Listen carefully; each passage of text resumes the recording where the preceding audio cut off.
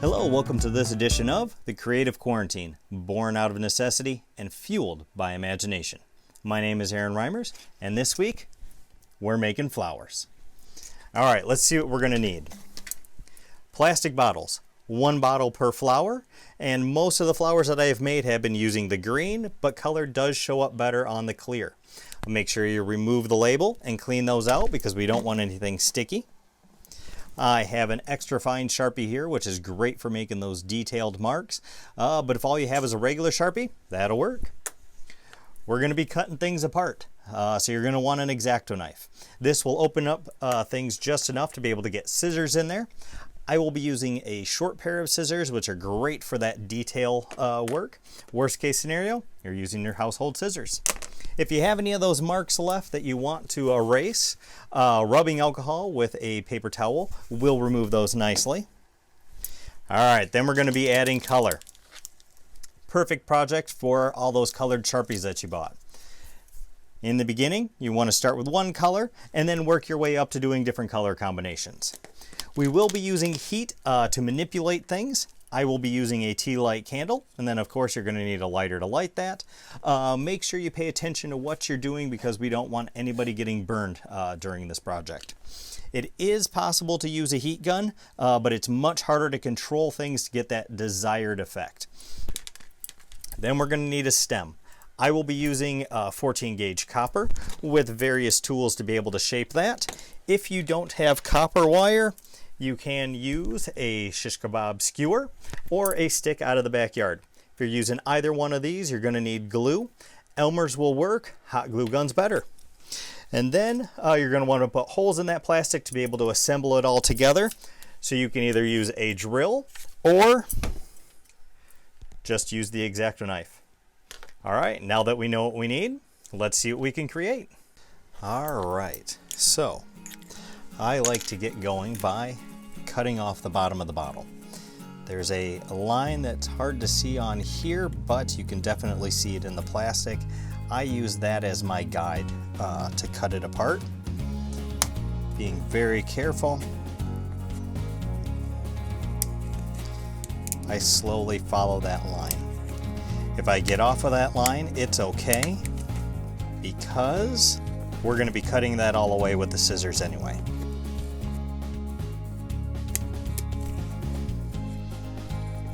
Now I'll take my scissors and we want to leave those cups. So these areas in between we're going to split, trying to get them as even as possible down the center of that line. All right, so now we have 5 individual pieces. Those are going to be our petals. So I'll usually start at about the center of that cup and I will start to just round over to make a simple petal shape. Then I will flip it over to this side and try to make it about as even as possible. But it doesn't need to be super precise. Then I move to the next one and continue this all the way around till I have 5 petals. And now we're ready to add color. So I'm going to do orange on the outside of the petal, and the very center I'm going to do with a red.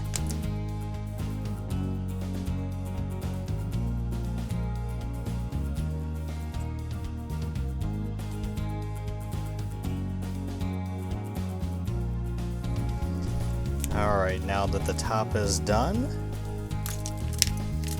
we'll set that off to the side for now. And now we're going to make the leaves that go behind the flower. I go up on this particular bottle right up to where the label is. And this one is up to you whether you want to do the smooth part here or this area here.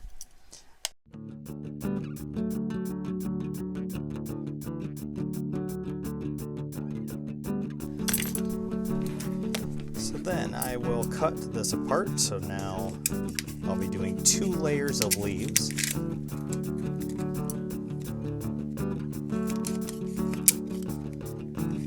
So this is where I will take my Sharpie and try to flatten that out. And then I generally make two long leaves and a few shorter leaves in there that add to that less mechanical type of look.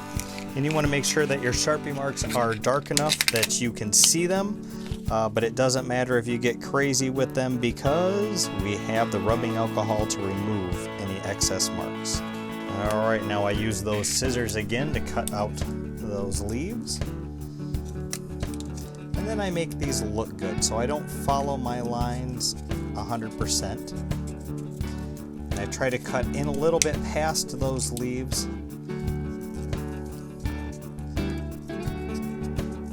So that way there's more room to make it look natural.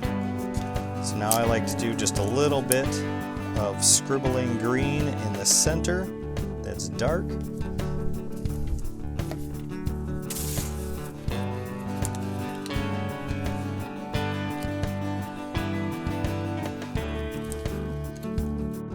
Now add a little bit of a different tint of green to the outsides. And it doesn't matter if you missed a spot because the plastic itself is green. So that's just giving you another variation of color in there. Alright, all of our pieces are now complete. Now we need to manipulate them using heat. Again, we will be using flames, so I can't stress enough to be careful because safety is our #1 concern and we don't want anybody getting burned. So we're going to start out with the leaves. So I have it so the curve is going up and I can grab onto the tip of the leaf and hold that over and above it, and we're letting that heat that's rising off of it shape and manipulate that plastic. Now you do want to keep things moving and you don't want to put it in the flame because it is possible to burn the plastic itself. And if with the pliers you stretch it out a little bit so that way things will curl, otherwise things can just wind up on you real quick. And it shrinks down quite a bit.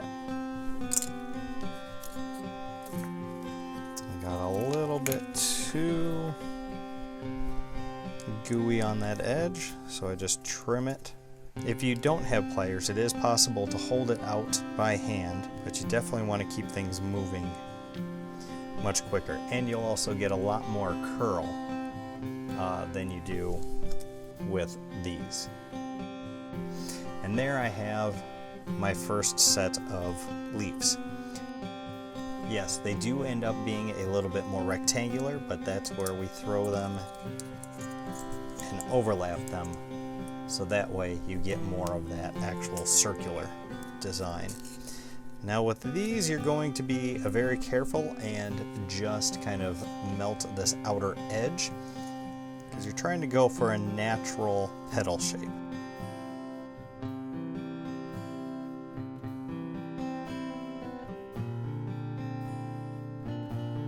And with the pliers, I'm just using them to kind of hold it open so it doesn't curl up on itself.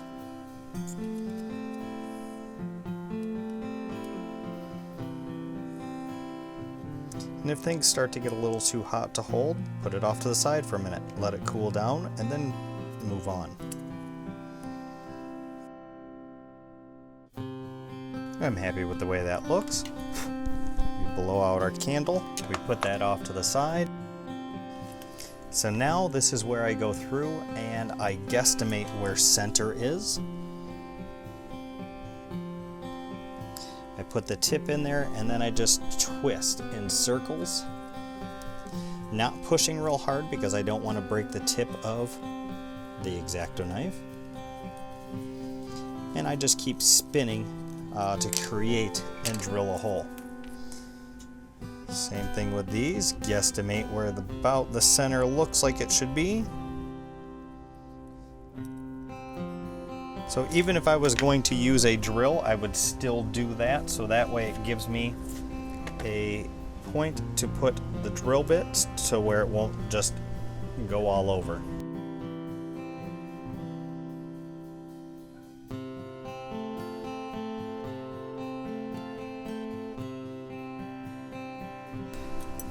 So on these, the X-Acto knife will work perfect. On here, this center point can be pretty thick, so sometimes it takes a while doing it with this method, which is why I used the drill. All right, now that we have all of our pieces done and ready, now we just need to make a stem. So I will take copper, and then I take these round nose ones, and then I just make like a little cone.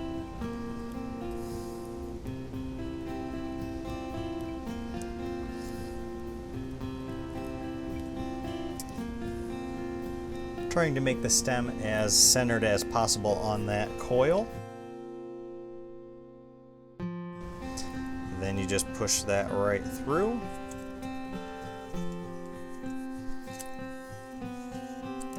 And now we add the leaves.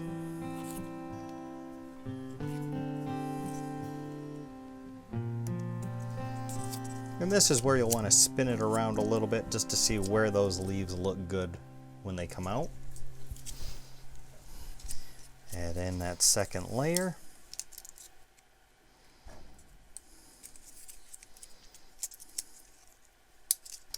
Play around with placement. And now here's where I squish them together as best I can. Bend it over. Then I just make another little kink on the back.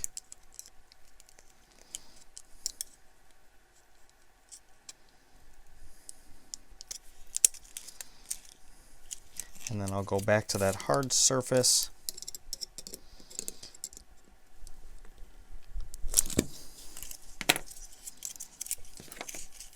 Just to kind of bend it down so it all stays. And then voila, you have a flower with leaves. All right, as you can see, this is one of those fun projects to be able to reuse those plastic bottles. You can play around with different color combinations, sizes, and shapes. Play around enough and you end up with a full bouquet. All right, thank you for joining us, and please let us know what you think and share your creations with us on our Facebook page.